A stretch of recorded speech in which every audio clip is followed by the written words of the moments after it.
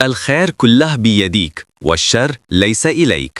الخیر کلہ بیدیک والشر لیس الیک نبی صلی اللہ علیہ وسلم نے مشہور فرمایا کہ تمام بھلائی آپ کے ہاتھوں میں ہے اور برائی کو آپ کی طرف منسوب نہیں کیا جاتا۔ اور جب نبی یہ کہتے ہیں تو ظاہر ہے پہلا سوال جو ذہن میں آتا ہے وہ یہ ہے کہ اچھا کیا اللہ سبحانہ و تعالیٰ نے اسے پہلے ہی نہیں لکھ دیا تھا؟ کیا ہم نے یہ نہیں کہا کہ اللہ نے سب کچھ لکھ دیا ہے؟ تو کیا اللہ سبحانہ و تعالیٰ نے پھر برائی پیدا نہیں کی؟ اور اس سوال کا جواب یہ ہے کہ اللہ سبحانہ و تعالیٰ ہمیں براہ راست قرآن میں بتاتے ہیں کہ برائی کو مخلوق کی طرف منسوب کیا جانا ہے، لہٰذا من شر ما خلق، ہم اللہ کی پناہ مانگتے ہیں اس کی مخلوق کے شر سے جسے اس نے پیدا کیا۔ ٹھیک ہے، اللہ یہ بھی فرماتا ہے کہ خشکی اور تری میں فساد برپا ہو گیا ہے بما کسبت اید الناس، اس وجہ سے جو انسان کے ہاتھوں نے کمایا، اور یہ ہمیں پھر سے دکھاتا ہے کہ ہم ہی ہیں جو اسے کماتے ہیں، اور یہ سب اس بات پر واپس جاتا ہے جس پر ہم پہلے ہی بات کر چکے ہیں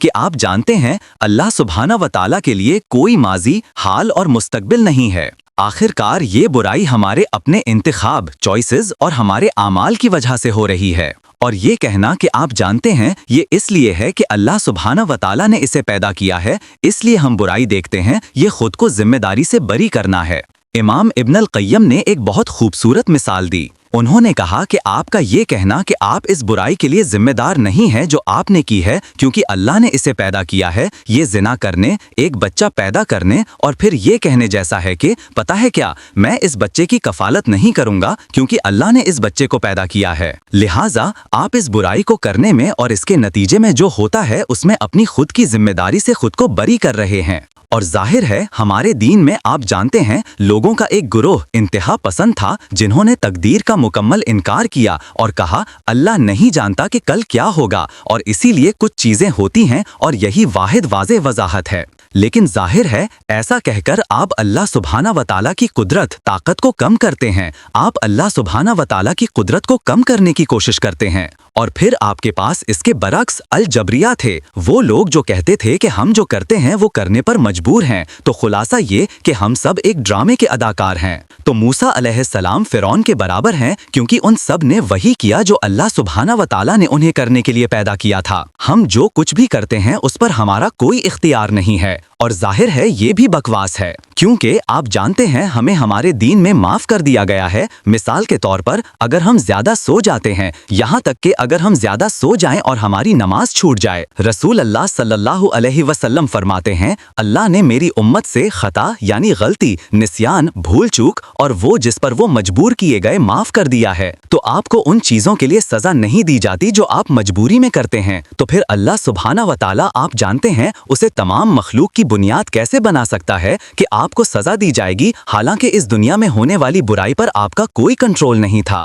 لہٰذا یہ سب ہماری طرف منسوب ہے کیونکہ اللہ سبحانہ و تعالیٰ کے لیے وقت غیر متعلق ہے، اور ظاہر ہے آپ جانتے ہیں اگر ہم دیکھیں کہ آج دنیا میں کیا ہو رہا ہے تو لوگ برائی کو دو قسموں میں تقسیم کرتے ہیں، ایک ہے اخلاقی برائی اور دوسری ہے قدرتی برائی۔ اور اخلاقی برائی کے تحت بنیادی طور پر وہی آتا ہے جسے براہ راست انسانوں کے ہاتھوں سے جوڑا جا سکتا ہے۔ تو اخلاقی برائی میں قتل، بدعنوانی اور اس طرح کی چیزیں شامل ہیں۔ اور ایک بہت مشہور قول ہے کہ میں خدا سے پوچھنا چاہتا تھا کہ وہ غریبی، ظلم اور بھوک کی اجازت کیوں دیتا ہے، لیکن مجھے ڈر تھا کہ وہ مجھ سے یہی سوال نہ پوچھ لے۔ اس دنیا میں ہر ایک انسان کے لیے 3200 کیلوریز کی خوراک جو کہ ضرورت سے زیادہ ہے حاصل کرنے کے لیے کافی کھانا ہے۔ اب ایسا کیوں ہے کہ کھانا نہیں ہے؟ کیوں 21ویں صدی میں ہمارے پاس قحط اور بھوک کا بحران ہے؟ یہ اس لیے نہیں ہے کہ اللہ نے ہمیں کافی نہیں دیا، یہ ہمارے اپنے فساد کی وجہ سے ہے نا؟ لہٰذا ہمیں خود سے پوچھنا ہوگا ہم بھوک کے مسئلے کو حل کرنے کے لیے کیا کر رہے ہیں، اور کچھ لوگوں تک صاف پانی نہ پہنچنے کے مسئلے کو حل کرنے کے لیے کیا کر رہے ہیں، کیونکہ صاف پانی دستیاب ہے، صاف پانی کی وفارت ہے، لیکن ایسا کیوں ہے کہ کچھ لوگوں کو صاف پانی تک رسائی حاصل نہیں ہے؟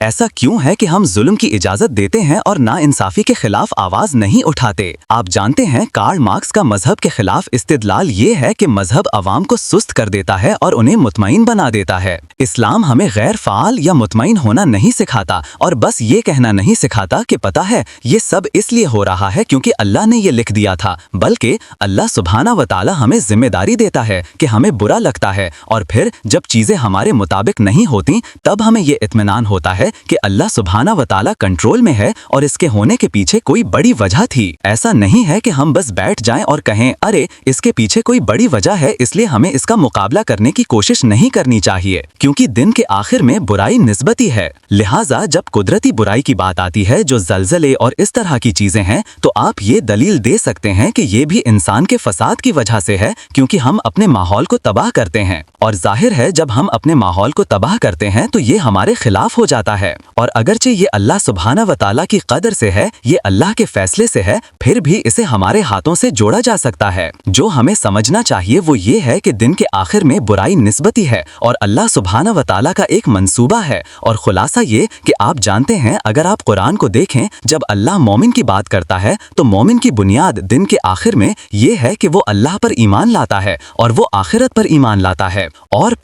اور آپ جانتے ہیں جن لوگوں کو اللہ کے منصوبے سے اور اس دنیا میں جو ہو رہا ہے اور تقدیر سے مسئلے ہیں، یا تو ان کے اللہ پر اور اس کی قدرت پر ایمان میں کمی ہے یا ان کے اس زندگی کے بعد کی زندگی میں کمی ہے، کیونکہ اس شخص کے لیے اور کیا وجہ ہو سکتی ہے جو اپنے ظالم کے ہاتھوں مر گیا سوائے اس کے کہ وَلَا تَحْسَبَنَّ اللَّهَ غَافِلًا عَمَّا يَعْمَلُ الظَّالِمُونَ، یہ مت سمجھو کہ اللہ ظالموں کے اعمال سے غافل ہے۔ ٹھیک ہے کہ اللہ سبحانہ و تعالیٰ قیامت کے دن ان سے نمٹے گا، اور جو مصیبت میں ہیں انما یوفی الصابرون اجرہم بغیر حساب، اللہ صبر کرنے والوں کو ان کا اجر بغیر حساب کے دے گا۔ لہٰذا یا تو آپ کے اللہ پر ایمان میں کوئی مسئلہ ہے یا آپ کے اس زندگی کے بعد کی زندگی میں کوئی مسئلہ ہے، اور یہی ہے، اور اگر ہمارا ان دو چیزوں پر پختہ ایمان ہے تو باقی سب آسانی سے حل ہو جاتا ہے۔ اور ہمیں یہ بھی سمجھنا ہوگا کہ لا یکلف اللہ نفسا الا وسعها، اللہ کسی جان پر اس کی طاقت یعنی وسعت سے زیادہ بوجھ نہیں ڈالتا۔ آپ کی ذمہ داری ہے برائی میں حصہ نہ ڈالنا اور برائی کا مقابلہ بھی کرنا جیسا آپ دیکھتے ہیں، لیکن ساتھ ہی جو ظاہر برائی ہے اسے اپنے اللہ یا یوم آخرت پر ایمان کھونے کا سبب نہ بننے دیں۔ السلام علیکم، مجھے امید ہے کہ آپ نے اس ویڈیو سے لطف اٹھایا اور اس سے فائدہ حاصل کیا۔ اگر آپ نے ایسا کیا ہے تو براہ کرم اسے شیئر کریں، اور اگر آپ اس سیریز کے بقیہ حصے کو فالو کرنا چاہتے ہیں تو پلیز اوپر والے باکس پر کلک کریں، اور اگر آپ ہمارے دیگر تمام ایپیسوڈز اور دیگر ویڈیوز دیکھنا چاہتے ہیں تو پلیز اس کے نیچے والے باکس پر کلک کریں، اور مزید شاندار کنٹینٹ کے لیے چینل کو سبسکرائب کرنا نہ بھولیں۔